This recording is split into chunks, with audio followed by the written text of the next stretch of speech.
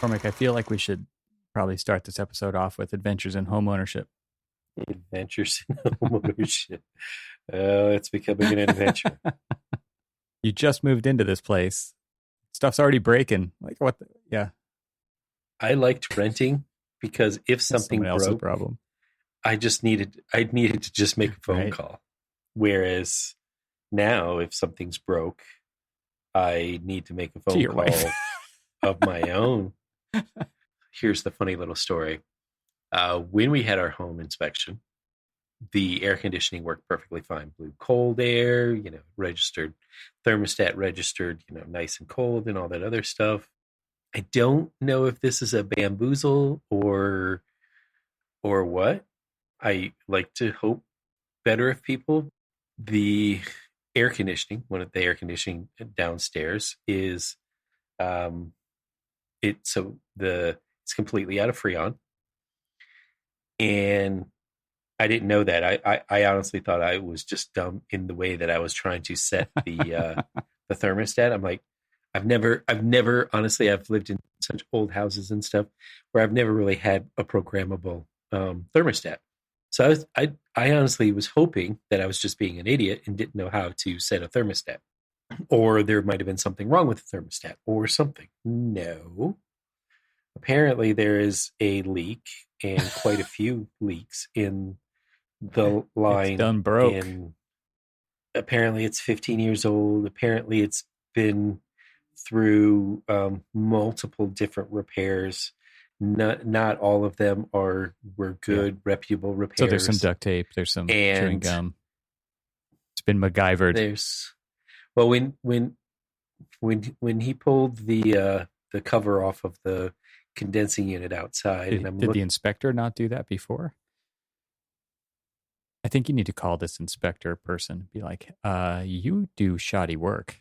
Well, there are some phone calls that I do need to make. So the first phone calls were, the first phone call was to an AC company, hoping that they would come out and they'd say, "Hey, dummy, this is how you set this thermostat." Best case scenario. That was the right? best case scenario. Well, they gave me the worst case scenario, which was it needs to be replaced because it's old. And everybody's going to say it. Your mechanic's going to say that. Everybody's going to say that. So, of course, then, hey, call up and see if, what they say. And so they came out pretty much the exact same thing. Then I'm okay, well, let me, The first guy called the second guy before he came over. It's like, let's, well, no. It's like, I gave him a high price and he's about to call you. So give him a higher price and we'll split the difference. and so then I call another one, because like any good spec writer would tell you that you have to have at least 3. And so I called them up and they came out there and they basically told me the same thing. So I wasn't at least getting You weren't getting wildly different diagnoses. all of them were, all of them basically did the exact same thing too. They were they came out there, they checked, the breaker and everything else. They were looking at all of the things, did anything trip? Do you have all of like your summer setting on and all that other stuff? Because now I'm learning that in this particular unit, there is a summer setting and a winter setting. Like, wait, my unit back Maryland, who we do have winters, didn't have like a summer setting and a winter setting, but whatever, we'll just go with it. And so my gas heaters have a summer setting. It's where I turn the gas off to the heater. well, yeah, there you go. So I go through the whole thing and then I'm like, okay. And then I get a quote, and then like the lowest quote was actually the better equipment. In my opinion, doing like whatever little research that I was doing on all the different times. 2 of them were the same unit, but one was just slightly more expensive. I don't know why there was a price difference on the same equipment. And then there was one that was just a different equipment. They actually even quoted me like, half a tonnage more. Because of global warming. Yeah. Well, sure. I mean, everybody's got to do their part to contribute, right? I was thinking because of higher temperatures, but yeah, I get it. That's good. Yeah. I might have got that one wrong, but anyway.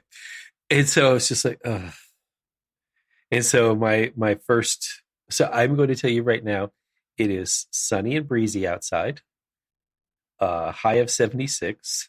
We have our windows open and we have some fans on there, and it feels perfectly comfortable down there today. Now, truth be told, upstairs where our bedroom, Where you work, it's the only where I work, where there's. I mean, it's basically the only space that matters. Am I right? We have 2 units. That unit, newer, runs perfectly fine, and up here it is nice and comfy. Downstairs where the kids are, I don't really And they're care. not invited upstairs. I mean, no, Right. I really, yeah. It's just, they're like, man, they came back upstairs. They came upstairs the other day, and they're like, man, it's hot downstairs. Aw.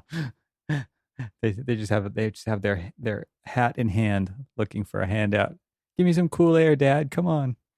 I was like, the community that we live has a public park, a park with a pool, and it's got a beach to swim on the lake and all this other stuff, and you can do all of that.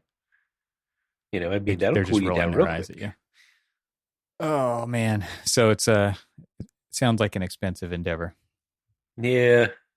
Got to scrape it's got these spectacular garage doors. They are circa 1941 wood doors, heavy wood doors. And, everybody's like, oh, you should replace these and get, an insulated metal door and, get the garage door openers and stuff like that. Why? So your cars can be comfortable. That's why. I'm like, these are great doors. They're original to the era of the house, and they're just like they're solid wood. They're perfect. Other than the fact that they need to be painted, but whatever. I'd rather scrape them and paint them than to replace them. I'd rather do hard labor than shell out for some new doors. I get it. I'm the same way. It's like, hey, I need something new. Like, what is the name for the condition of the amount of guilt that I feel for putting things in landfills at all? There's got to be a name for that. Yeah, but the problem is that there's so many other people who don't feel that guilt. I know. It's crazy. When we were moving, I was trying my best to not contribute to the landfill and trying to free cycle everything that I possibly could, and did a really good job of it too. I mean, we put, when we were putting things out at the street, it was just like, hey, curb alert. People were coming by and picking at things that, we just didn't need anymore because either we outgrew them or whatever. But I felt better because I was not contributing to landfills. Well, I had a similar but different experience in the last week. We had some painters come out and do some interior. There was 4 rooms inside the house that needed new paint, and my wife and I decided we would do 2 of them, and we could. So, I mean, you've been here. I actually have multiple walls of cabinets. You remember? And it's like these storage cabinets that are built in. And I think when I moved in, I did a count of how many storage cabinet doors there were in my house. There's 108. Okay. There's a lot of storage in this house. So it's like a furred out wall that's, cabinet depth 12 inches or so. And it's just a wall of cabinet doors. And they were like original 19, I don't know, probably 55-ish when the original owners of this house had them put in. And they're all edge nailed with finished nails, shelving and it's all like custom plywood, but not perfect, shell carcasses with doors. And yeah, that's what they call cabinets. The base cabinet's called the carcass, just so you know. And so they were very yellow. I don't actually know what kind of wood they are, but it's a plywood with like some kind of a goldenish veneer that has been lacquered. So they're very yellow, and it went very nicely with the 70s decor and the green paint in the bedrooms and all that good stuff. We wanted to paint them out, And so hired some painters to come do it because my wife and I were not going to tackle all the cabinetry. We did the patching and the painting in the rooms, but we weren't going to do the cabinets. And so I had these guys come in and they took all the cabinet doors off and we're like, we're not going to replace the hinges. Hinges are $4 a piece and you don't want to spend that much times 108, right? Cabinet doors times two because there's two hinges on every door. So we're going to use the original hinges still. They're fine. We did plunk down for some new pulls on them, which was not that bad. So I think overall we did about 50 of the 108 cabinet doors because that also included the old kitchen, which I've already replaced. It included the old pantry, which I've already replaced. So we did 50 cabinet doors this time. And the guy puts them all back, paints them, they sand them, they paint them. He puts it all back together and he leaves all the cabinets open a little bit because, you know, they need to dry. You need to make sure that they don't get stuck shut because the paint wasn't totally dry yet. Well, guess what? Like none of the cabinets shut. And why? And why is that? Well, turns out that there were left and right hinges, and they were more than half of them were put on upside down. And he just left it like that. And so, like, my main rant here is craftsmanship, right? Like follow through.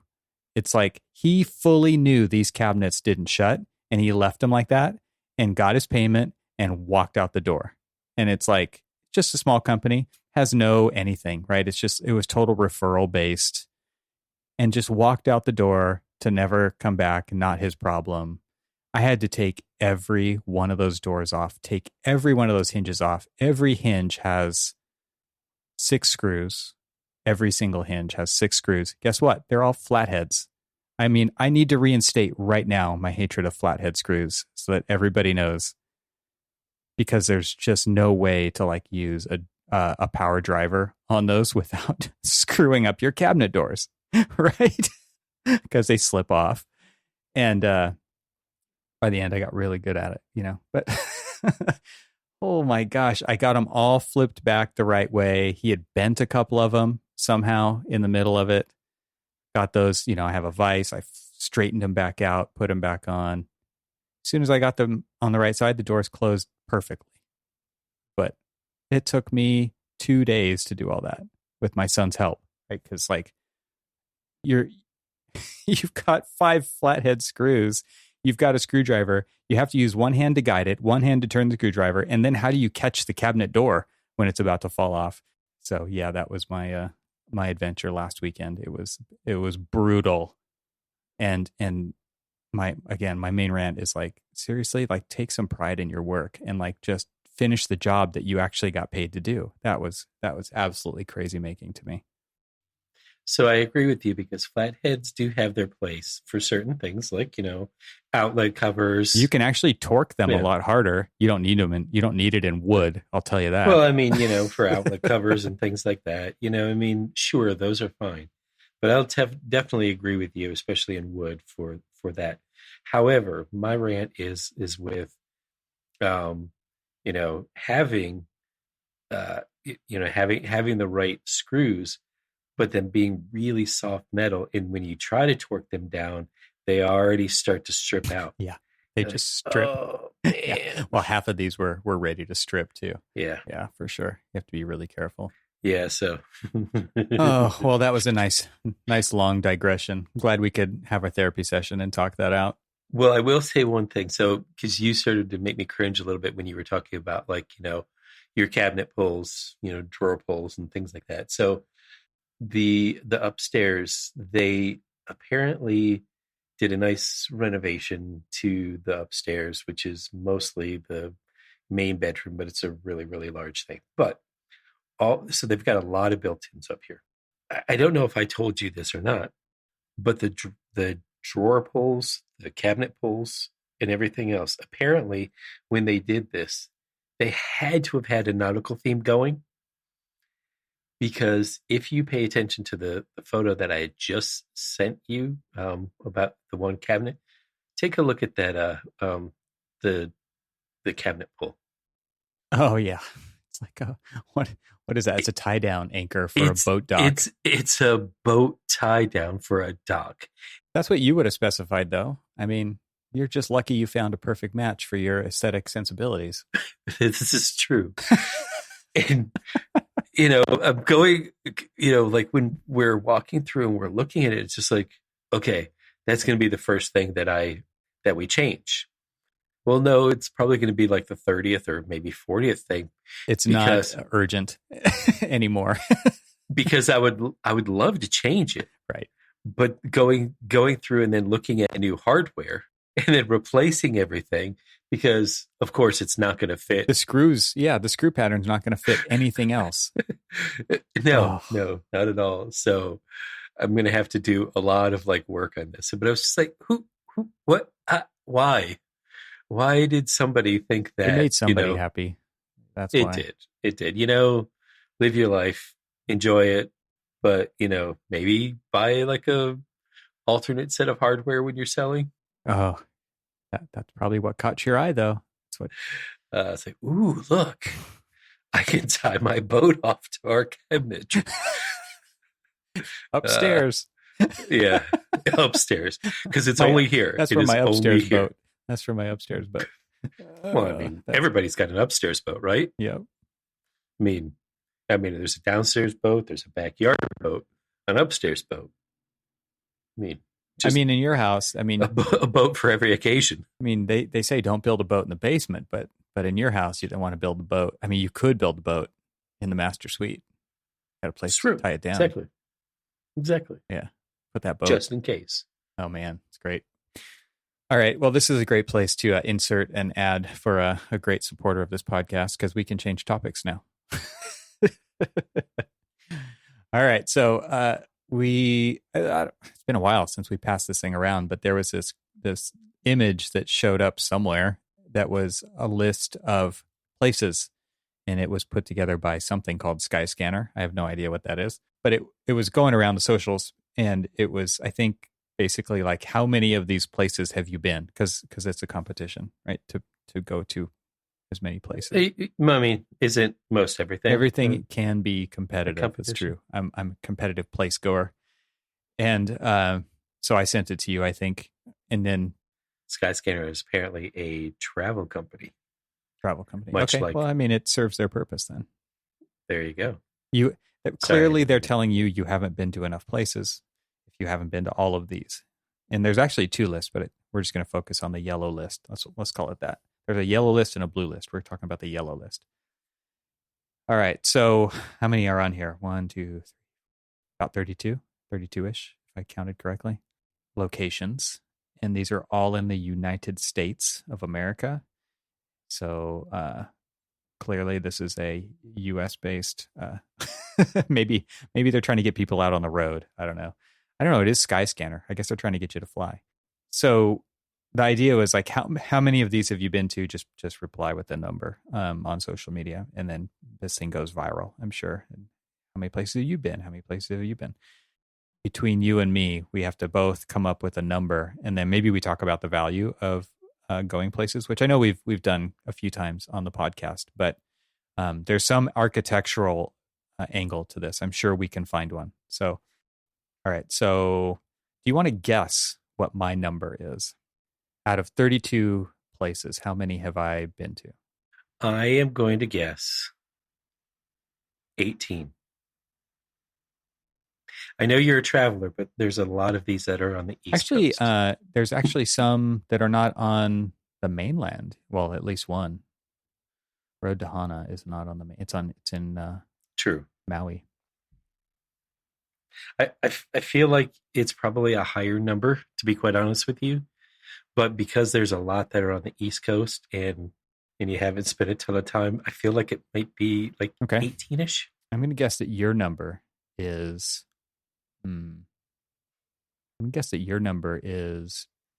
I bet you're going to hit it like right on the number. Watch. Really? Okay. I'm going to say your number... You're 20. Okay. No. I missed. You missed. All right. My number is actually 20. 20? Okay. Yeah. And mine is 28. Oh, wow. Yeah. Yeah. Well, like you said, there's a lot more on the East Coast. And there's Exactly. how many are there in Florida alone? There's at least 3, right? Oh, well, Because there's Disney World, exactly. there's South Beach, and there's the Everglades. Yeah. I've never even been to Right. Florida. And Okay, St. and Augustine. St. Augustine. Jeez. So I think it's a little Florida heavy. Been to all of those. Well, I mean, it's a UK based company, and honestly, they're going to send them off to the sunshine. Well, there's that, and the people who can afford to travel are typically older, and they're like, hey, this is Florida's a nice place. Well, since you're already visiting Orlando for Walt Disney World, here are a couple of places, not too far of a drive that you can go and visit as well. I mean, because honestly, so, if you go to Walt Disney World, then, St. Augustine is probably about an hour and a half drive. The Everglades are probably about a 2-hour drive south. Then, from the Everglades, South Beach is probably, like, say, another hour, depending on where you're at. So, everything's like within, it's Florida. You have to drive everywhere. Yeah. Well, Florida seems to have a lot to offer, according to this list. Yes, a sign that says now leaving Florida. Not that you have any personal experience with that. Exactly. And then there's some that I'm just kind of embarrassed I never have been to. Right? Like, I've never been to the Statue of Liberty. I've been to New York many times, and it's just one of those things I just haven't gotten to yet. It's definitely on the list, but let's just like name these off really quick. What we will include this image in the show notes so people can play along.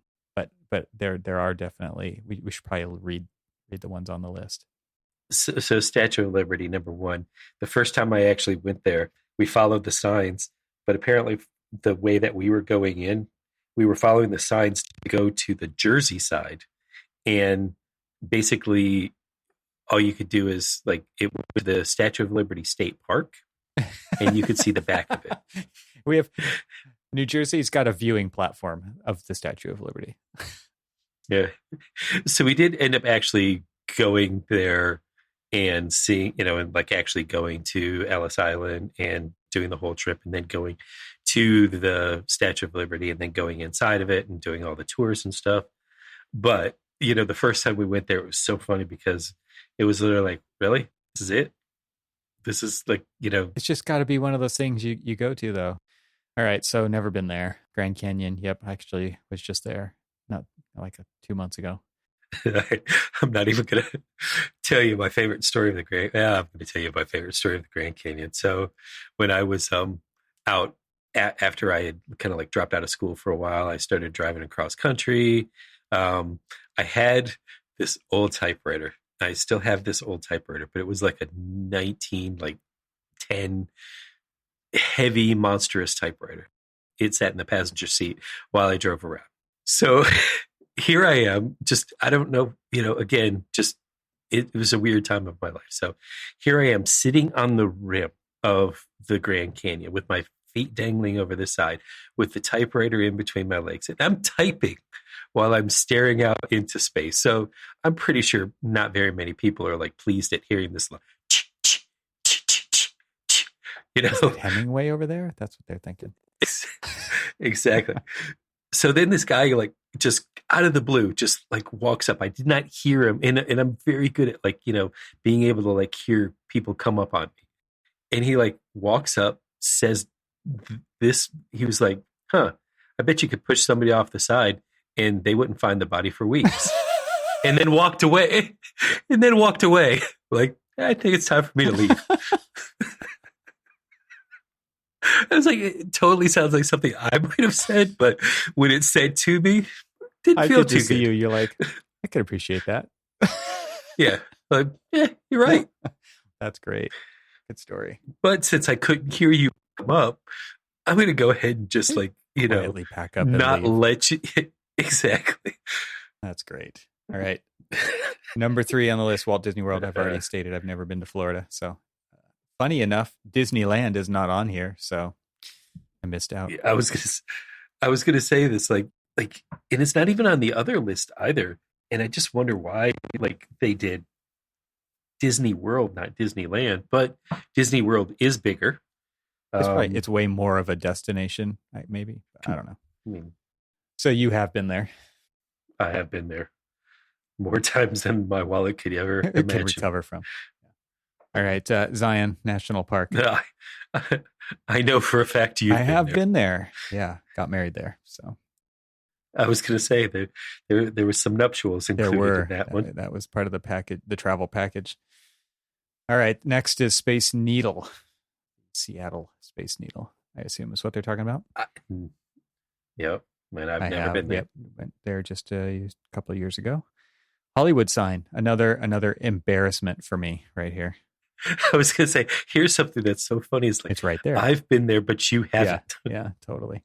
And now you can't even go to it. You can't even go like up to it anymore. You can view it from afar. But yeah, I mean, I've seen it plenty of times, but I don't think that counts for this list. No.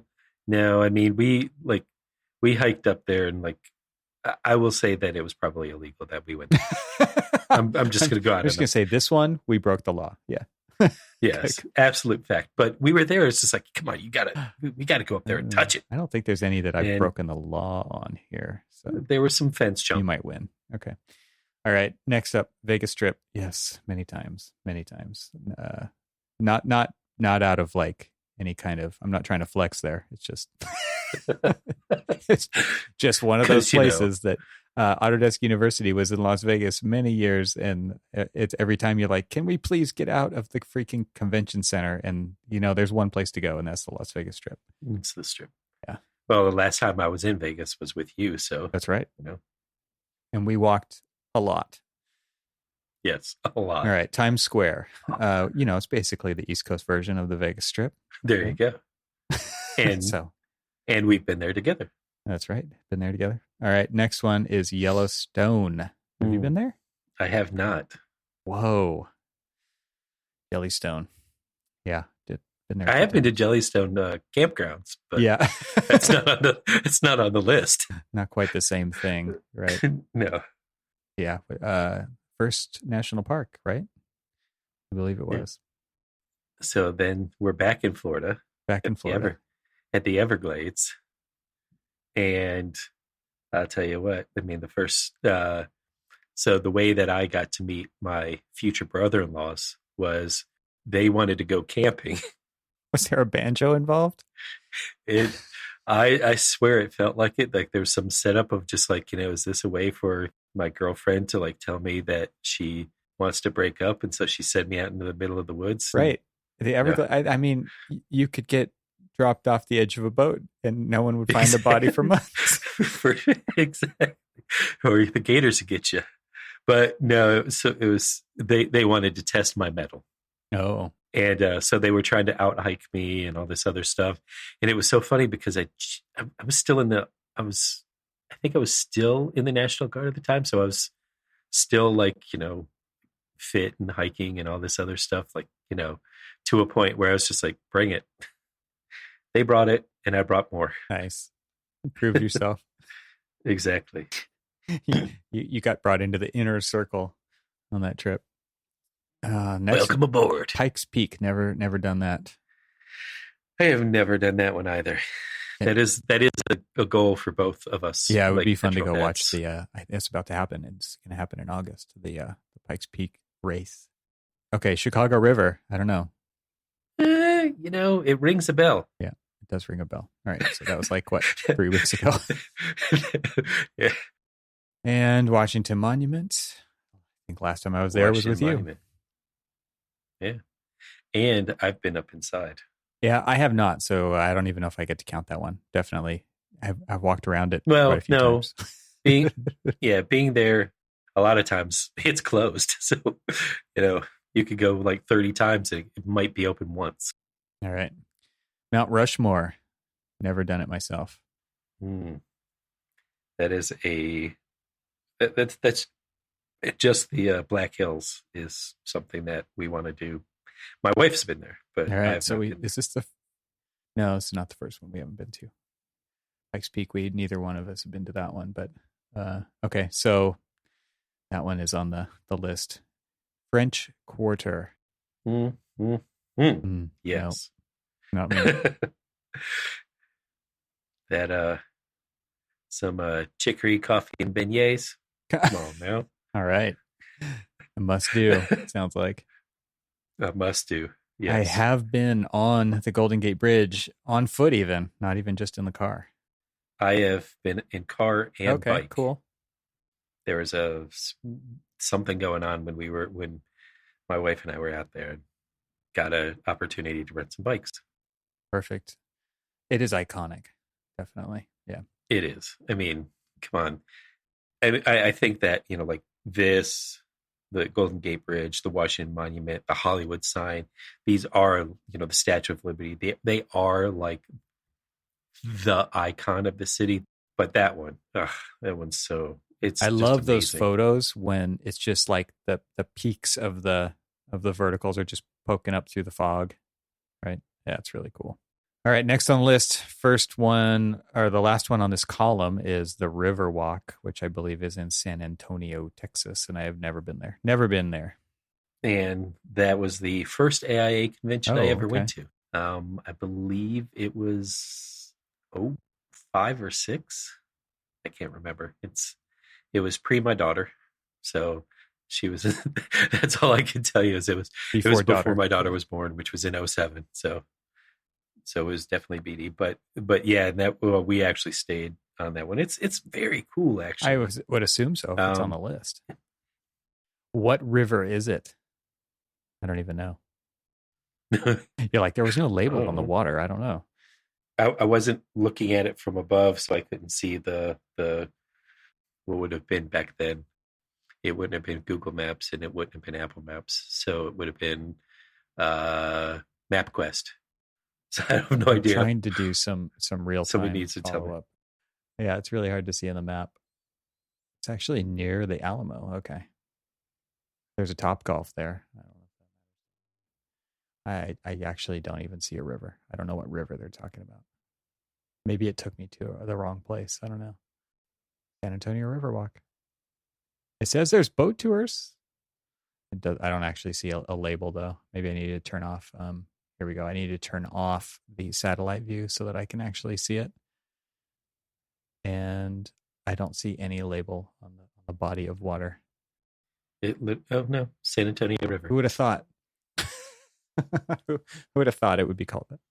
Thanks, Google Maps. All right, so we are halfway through the list. All right, let's just do it. Let's just do a yes or no's here, okay? Niagara Falls. No, okay, not for me.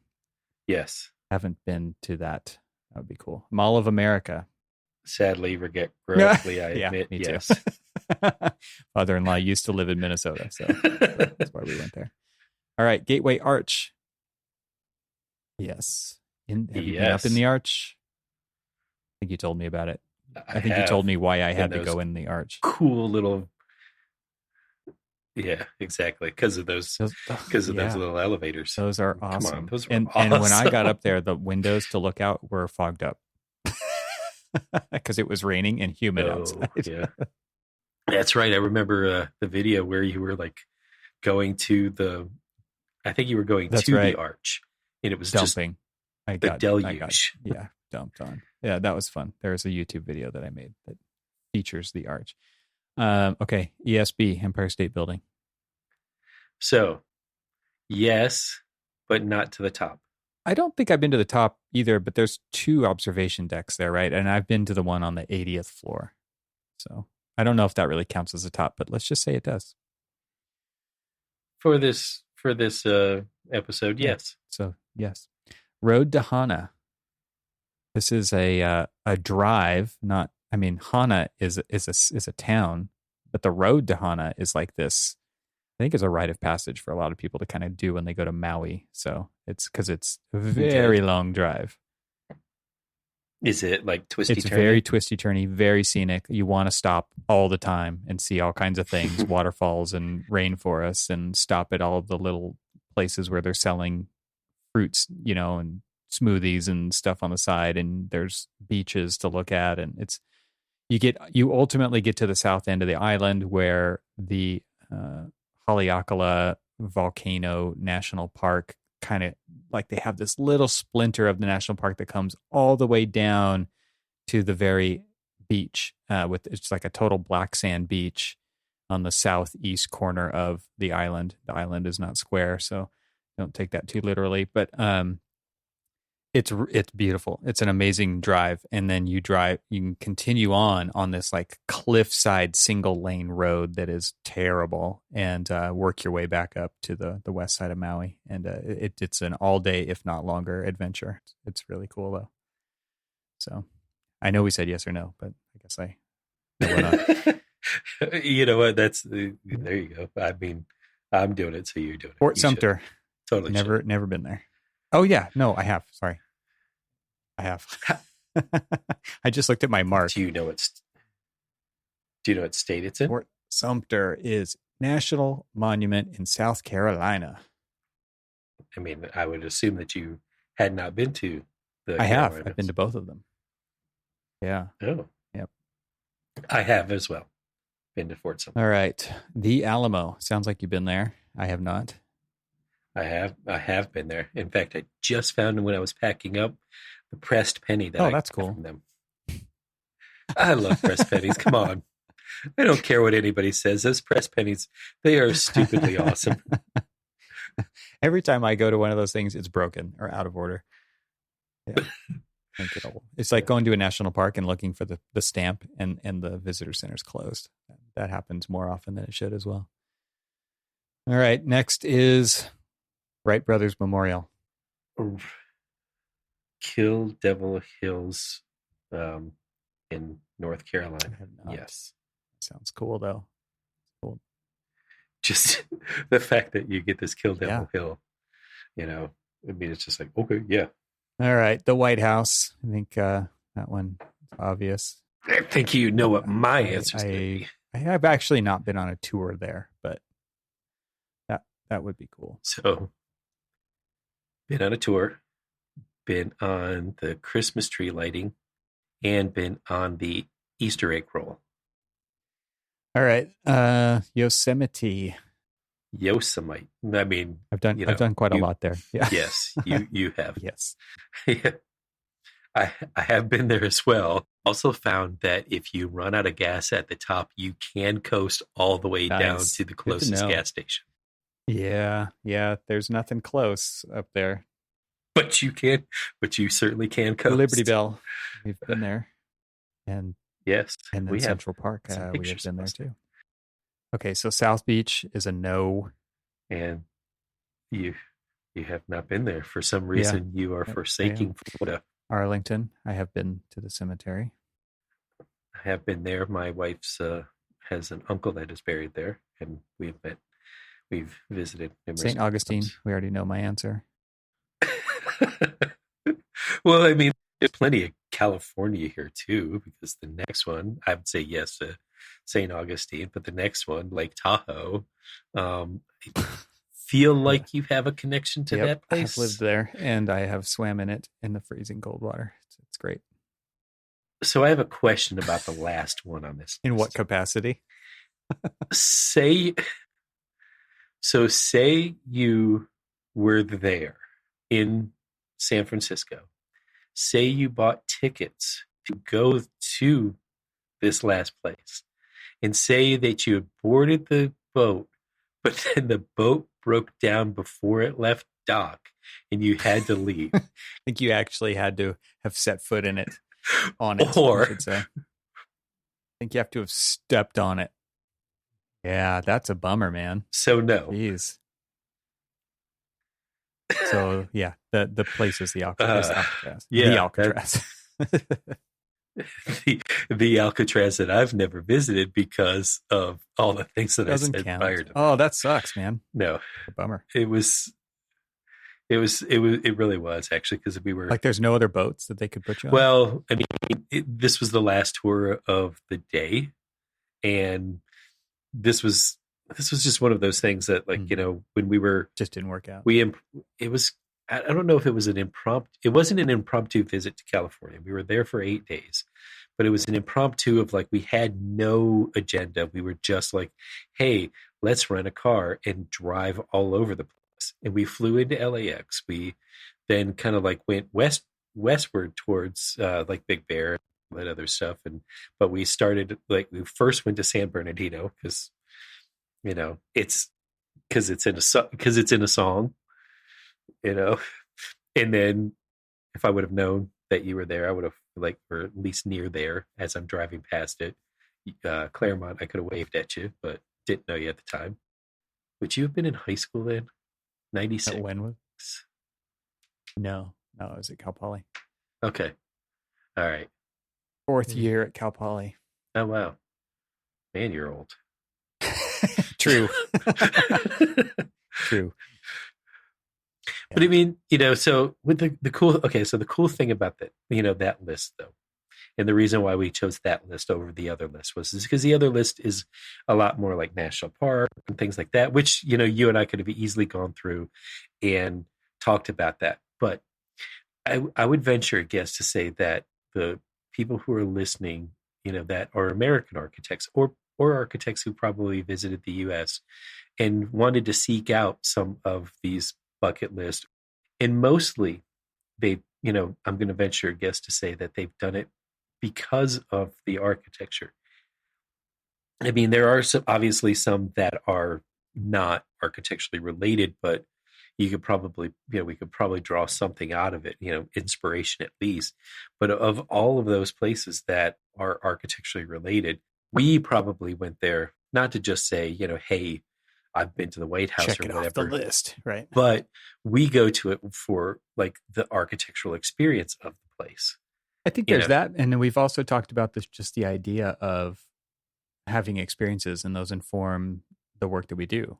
And these places are widely varied in the types of environments that they're in. I mean, you've got Yellowstone or Yosemite, and you've got the Las Vegas Strip, right? So they're very different, and they make you feel very different, and they make you feel some of these places can make you feel big. Some of these places can make you feel small. Some of these places put you in a perspective that you've never seen anything before, like being at the top of the Space Needle, right?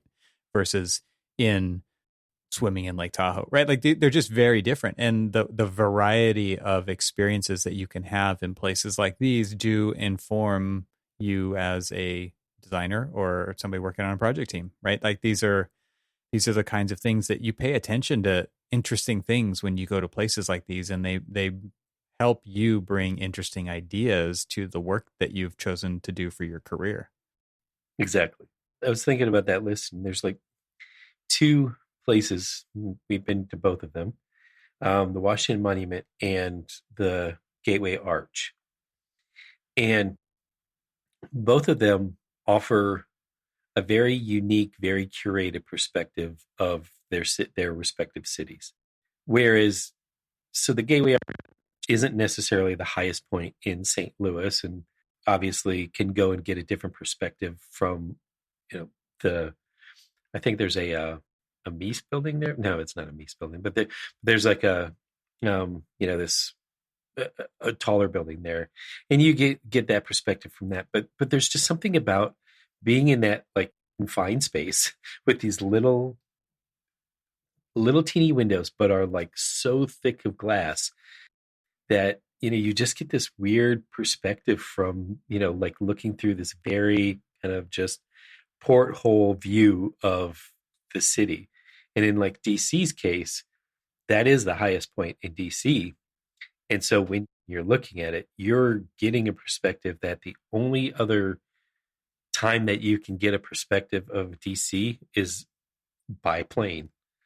But you still don't get that view. You don't get that like very kind of like curated view of just like being able to see all of the city. So it's just kind of, like those two, they felt very similar to me when you go there, because like it's also a very adventurous elevator ride.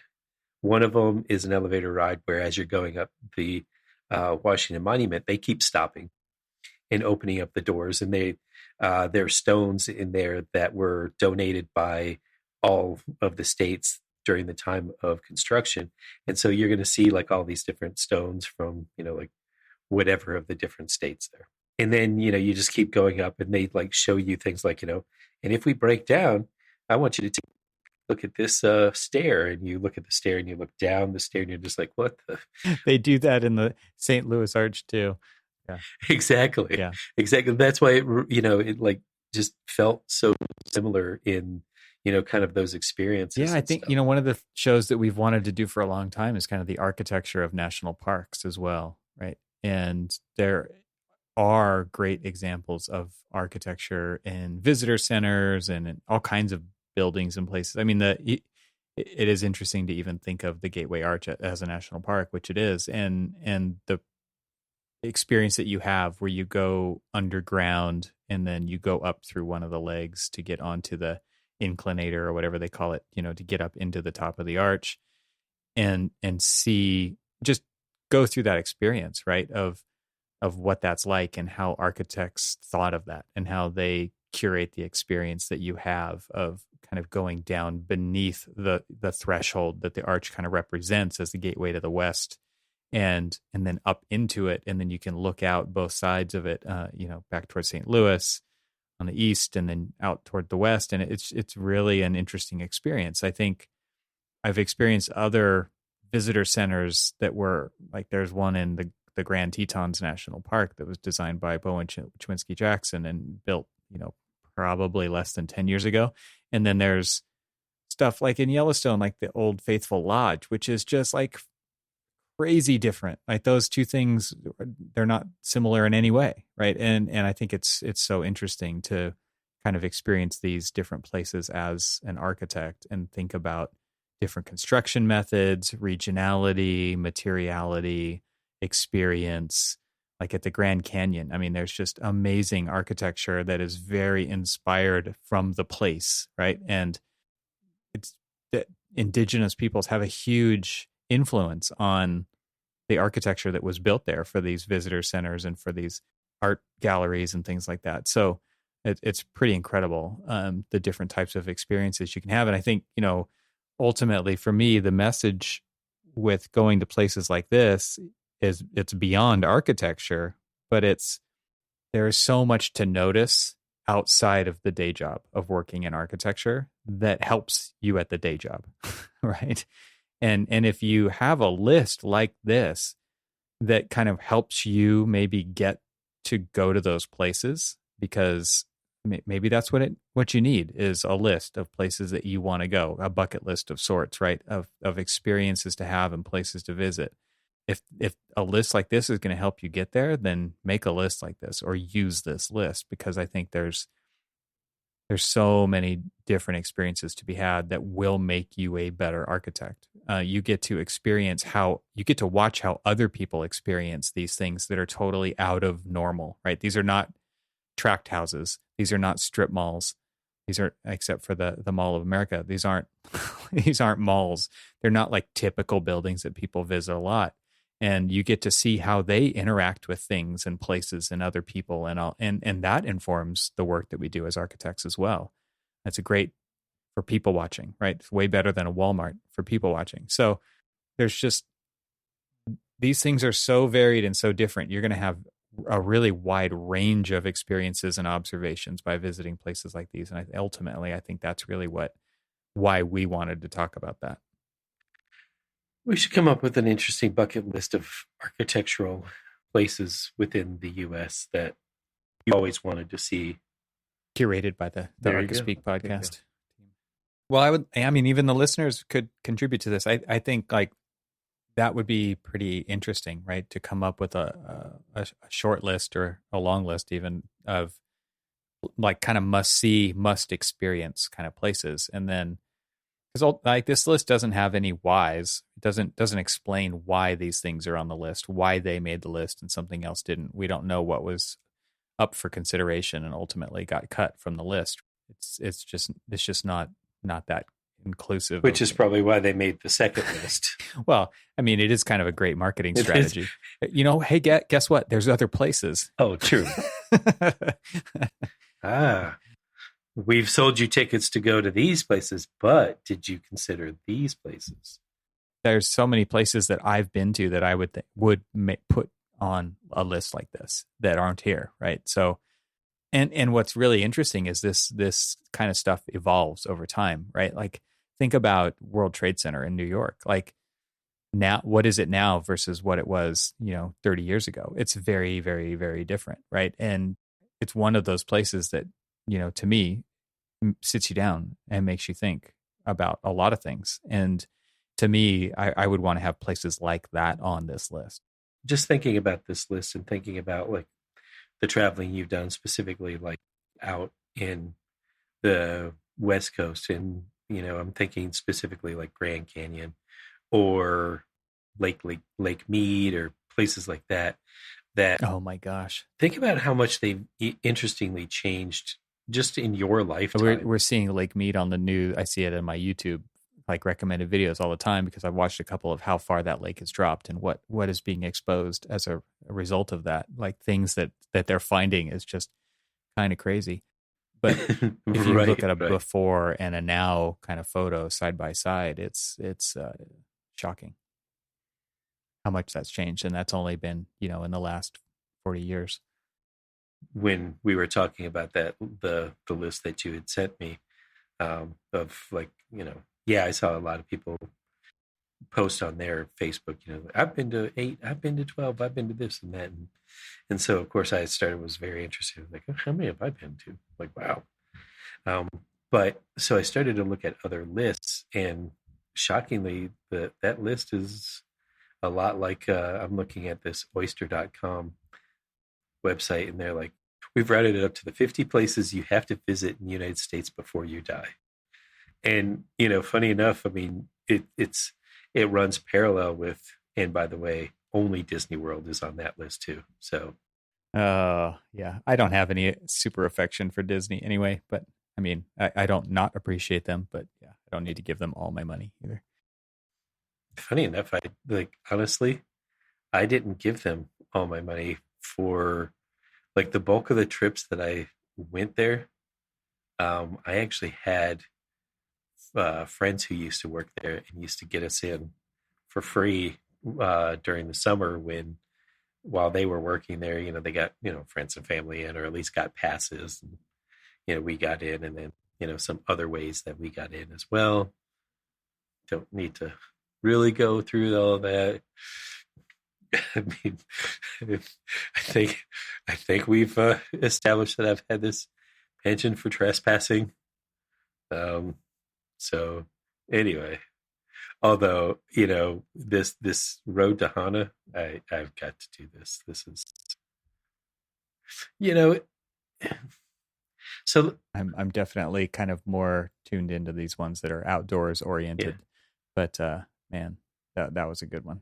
So here's something that was interesting. It's like, for the most part, I've never really felt like I had this draw to go to Hawaii, because growing up on the beaches, I mean, you've seen one beach, you've seen them all, right? But the funny, Nope. Yeah, exactly. And that's the thing, is just like, I try to convince myself of that. And, it's just like, why am I so reluctant to go there? Like, yeah, no, you shouldn't. not every beach. It's just like, not every beach looks the same. It is not just water and sand. Some of it could be lava sand.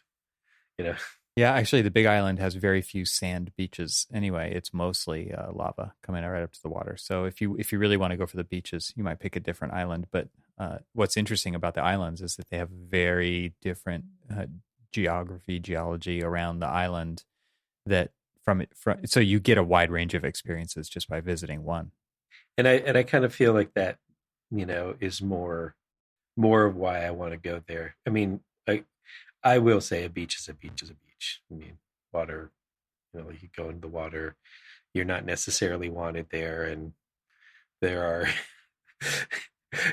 there are sea creatures that sometimes let you know that jellyfish do sting and they do hurt.